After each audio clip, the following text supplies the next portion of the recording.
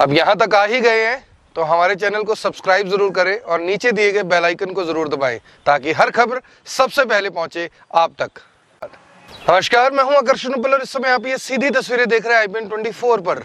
दोस्तों, इस समय देश में कोरोना काल चल रहा है। हालांकि जो मामले हैं वो धीरे धीरे घट रहे हैं, मरने वालों का आंकड़ा अभी भी स्टेबल है। राहत की बात यह है कि जिस लॉकडाउन को लेकर लोग काफ़ी ज़्यादा परेशान थे, निराश थे, उसे उस सख्ती से मुझे ऐसा लगता है कि पॉलिटिकल कारणों से लागू नहीं करवाया गया ताकि जो लोग हैं वो सरकार के खिलाफ ना हो, ताकि जो आम लोग हैं उन्हें ये ना लगे कि सरकार उनके ऊपर हर तरह से सख्ती भी कर रही है।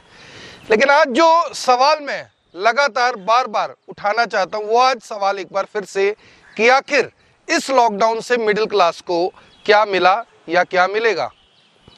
तमाम तरह के लोग जो मध्यम वर्गीय परिवारों से जुड़े हुए हैं, गरीब परिवारों से जुड़े हुए हैं, वो हमसे संपर्क करते हैं, पूछते हैं कि सर मेरी EMI का क्या होगा। पिछली बार तो सरकार ने मॉरिटोरियम दिया था, हालांकि वो मॉरिटोरियम भी किस तरह का था ये सभी लोग जानते हैं, लेकिन इस बार हमारे साथ क्या होगा।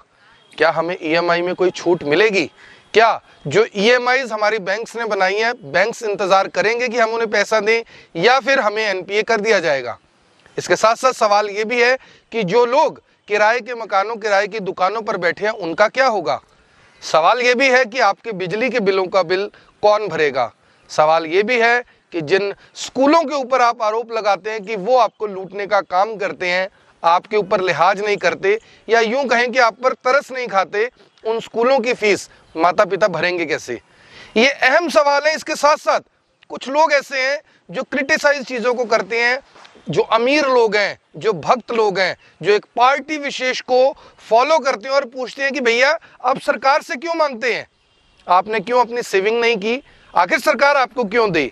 अगर सवाल ये है कि अगर सरकार हमें नहीं देगी तो सरकार हमसे मांगती किस लिए है। अगर हमारे मुख्यमंत्री जी हमारे बच्चों से 5-5 रुपए मांग सकते हैं तो आखिर हम उनसे क्यों कुछ नहीं मांग सकते। अगर हमारे मुख्यमंत्री जी हमसे 1-1 किलो अनाज मांग सकते हैं यानी कि किसानों से, तो आखिर हम उनसे क्यों कुछ नहीं मांग सकते। आखिर हमें बिस्कुट के ऊपर, दवाई के ऊपर, आटे के ऊपर, हर चीज़ के ऊपर जब टैक्स देना पड़ता है और देना नहीं पड़ता, वो ले लिया जाता है, पहले से ही पेड होता है वो, तो हम सरकार से क्यों कुछ नहीं मांग सकते। अगर सरकार हमसे वोट मांग सकती है तो हम सरकार से क्यों कुछ नहीं मांग सकते। अगर सरकार हमसे ये कह सकती है कि आप हमारे नाइट कर्फ्यू को फॉलो करें, आप हमारे जनता कर्फ्यू को फॉलो करें, तो आखिर सरकार हमें फॉलो क्यों नहीं कर सकती। ये जनता जानना चाहती है कि पिछले साल सरकार की ओर से जो 20 लाख करोड़ रुपए का भारी भरकम पैकेज दिया गया, आखिर वो पैकेज कहाँ है। सरकार को श्वेत पत्र घोषित करके, श्वेत पत्र जारी करके ये बताना चाहिए कि आखिर उस 20 लाख करोड़ रुपए में से आम आदमी को क्या मिला, उस 20 लाख करोड़ रुपए में से आपको क्या मिला, उस 20 लाख करोड़ रुपए में से मुझे क्या मिला। 20 लाख करोड़ दोस्तों, जब आप जीरो गिनते हैं तो गिनते गिनते थक जाते हैं, कैलकुलेटर के अंदर इतनी कैलकुलेशन ही नहीं होती। तो यहां से आप समझे कि 20 लाख करोड़ एक कितना बड़ा अमाउंट है। क्या वो भी एक जुमला था? इस बात को बताने के लिए सरकार को सामने जरूर आना चाहिए। आज मेरे पास एक मध्यम वर्गीय परिवार की महिला आई, शिव कॉलोनी की रहने वाली थी। उन्होंने कहा सर हमारा काम 1-1.5 महीने से बिल्कुल बंद है, क्या हमें राशन मिलेगा। तो मैंने उनसे सवाल पूछा कि आपको यहाँ का पता किसने दिया। तो उन्होंने कहा कि आपसे कोई ये राशन लेकर गया था। तो मैंने कहा आपने गवर्नमेंट से, अपने नेताओं से क्यों कुछ नहीं मांगा, आपने क्यों अपने नेताओं का दरवाज़ा नहीं खटखटाया। तो उनका जवाब जानते हैं क्या था? उनका जवाब था कि हमारा साथ देने के लिए कोई नहीं आया, नेता हमारा फ़ोन नहीं उठाते, जब हमें उम्मीद ही नहीं है तो आखिर हम जाएं किसके पास। मुझे वहाँ से ये समझ आया कि जो हमारे देश का पॉलिटिकल सिस्टम है उसने एक बात समझ ली है। मैं आपको बताता हूँ कि 2 दिन पहले की बात है, मैं कहीं पर खड़ा हुआ था तो मुझे एक बड़ी पार्टी से जुड़े हुए एक बड़े नेता ने, जनरली एक चर्चा चल रही थी, मैं भी वहाँ पर मौजूद था, बात होते होते ये आई कि उपल जी आम आदमी की आवाज़ उठाते हैं, लोगों को ऐसा लगने लगा है कि हाँ ये सही आवाज़ उठाते हैं, इस बार आने वाले चुनावों में लोग बीजेपी को वोट नहीं देंगे, क्योंकि वो नेता बीजेपी से जुड़े हुए थे। तो उनका जवाब जानते हैं क्या था?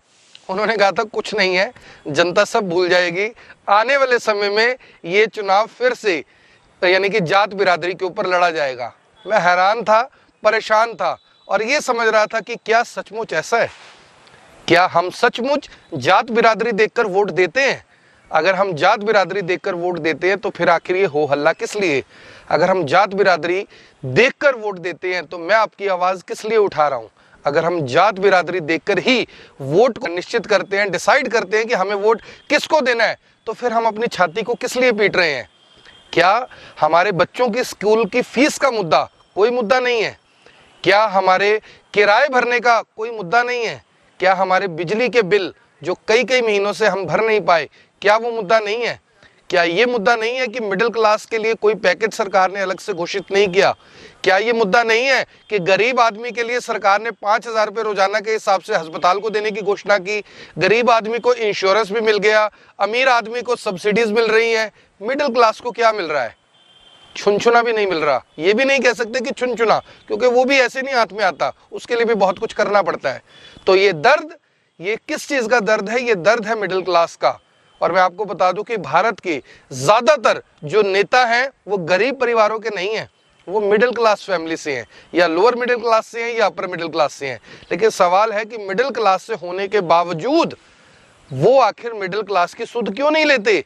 आप एक बार सोच कर देखिए कि मिडिल क्लास का जो वोट है कितना बड़ा वोट बैंक है।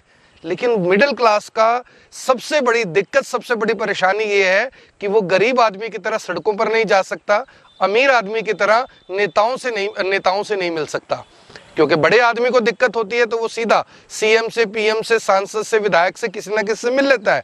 गरीब आदमी की दिक्कत ये है कि वो अपना नारेबाजी की, रोला शोला किया, अपने कुछ बिरादरी के लोग लेकर गए, उन्हें भी कुछ ना कुछ मिल गया। लेकिन क्या मिडिल क्लास ऐसा करता है?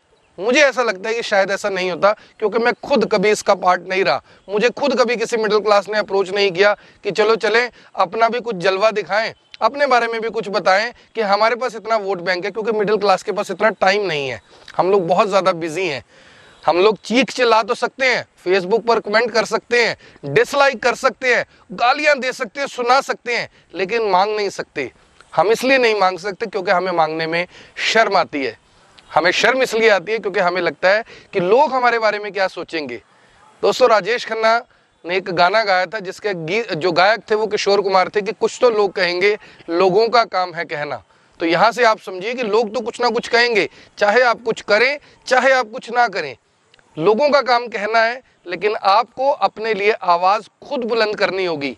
जब ये नेता आपके पास वोट मांगने के लिए आए, जब ये नेता आपको कहें कि माँ मैं तेरा नेता नहीं, मैं तेरा बेटा हूं, तो उनसे पूछना कि जब कोरोना चल रहा था तब ये बेटा कहाँ था?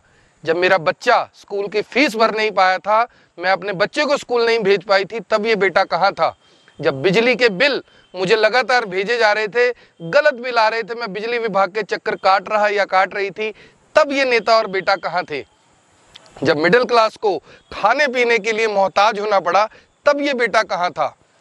करनाल की ही अगर बात करूं तो आप खुद इस बात का जवाब सुनिए और समझिए। अगर आप करनाल से बाहर गए तो भी ये सवाल आपके लिए है। आप खुद बताइए कि ऐसे कितने नेता थे जिन्होंने आपसे वोट मांगने के समय आपके पैर छुए, जिन्होंने आपको इधर उधर से फोन करवाया कि एक बार इसे वोट दे दो, ये आपकी जिंदगी बदल देगा, जिंदगी जीने का तरीका बदल देगा। लेकिन आज वो कहाँ है? क्या वो आपके बीच आए?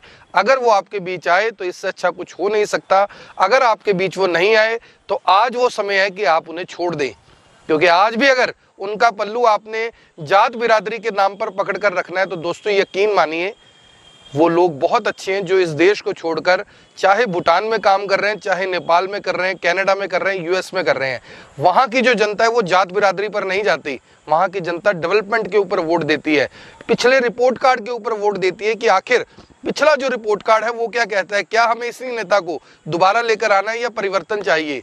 लेकिन आप याद कीजिए 2014 को, अच्छे दिन आने वाले हैं, अच्छे दिन आने वाले हैं। लेकिन आज वो अच्छे दिन किसके आए ये मुझे बताने की ज़रूरत नहीं है, आपसे बेहतर कोई नहीं जानता। क्योंकि उन अच्छे दिनों की तलाश में 70 साल के कांग्रेस के खड्डे कहकर कितने वो खड्डे भरे गए, मैं ये जानना चाहता हूँ। शायद आप भी जानना चाहते होंगे, लेकिन क्योंकि समय इजाज़त नहीं देता, बहुत लंबे समय तक वीडियोस बनाई नहीं जा सकती, सुनी नहीं जा सकती, तो आज के इस वीडियो को मुझे यहीं ख़त्म करना होगा।